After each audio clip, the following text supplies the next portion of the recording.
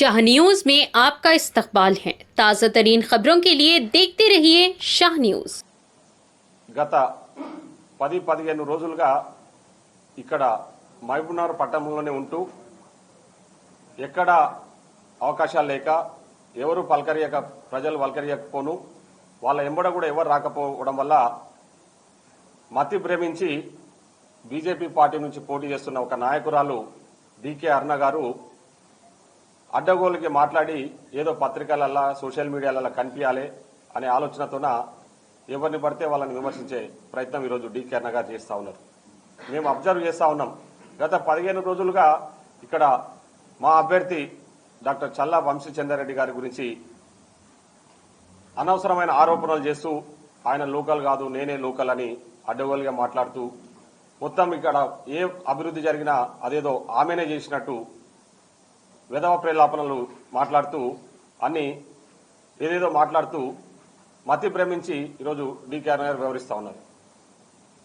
అయినా కూడా మేము సంయమనంతో మేము ప్రజలకు ఏం చేయాలి, ప్రజలకు ఏ విధంగా మంచి చేయాలన్న ఆలోచనతో మేము ముందుకెళ్తా ఉన్నాం.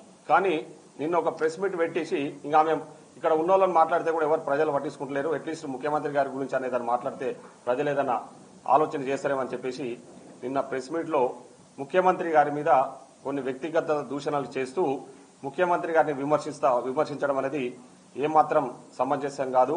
నీ స్థాయి అది కాదు.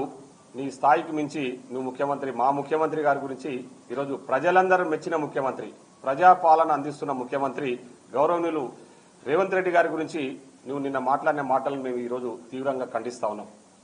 నువ్వు మా ముఖ్యమంత్రి గారి గురించి ఆయన తెలివి గురించి మాట్లాడుతా ఉన్నావు. నీకు తెలివి ఎక్కడుంది? అసలు నీకు తెలివి ఉంటే ఇట్లాంటి పిచ్చి రాజకీయాలు చేయవు అసలు.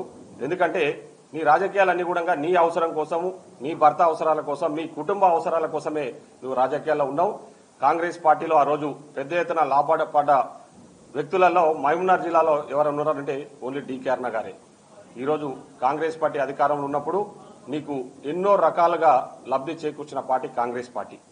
కాంగ్రెస్ పార్టీ నీకు ఎమ్మెల్యేని చేసింది, కాంగ్రెస్ పార్టీ నిన్ను మంత్రిని చేసి నీ ఆస్తులు కూడబెట్టుకునడానికి కూడా కాంగ్రెస్ పార్టీ ఆ రోజు సహకరించింది. నీవు ఈరోజు అన్ని బాగున్నప్పుడు కాంగ్రెస్ పార్టీలో ఉండి కాంగ్రెస్ పార్టీ ఏదో ఇబ్బందుల్లో ఉన్నప్పుడు మళ్ళా ఏదైతే అధికారం ఏ పార్టీ ఉంటే ఆ అధికారంలో ఉన్న పార్టీలకు పోయి అక్కడేదో నీ పర్సనల్ అవసరాల కోసము పనిచేసుకుంటా పాలమూరు గురించి ఒక్క రోజు కూడా పట్టించుకొని దానవు ఈరోజు మహబూబ్నగర్ గురించి పెద్ద ఎత్తున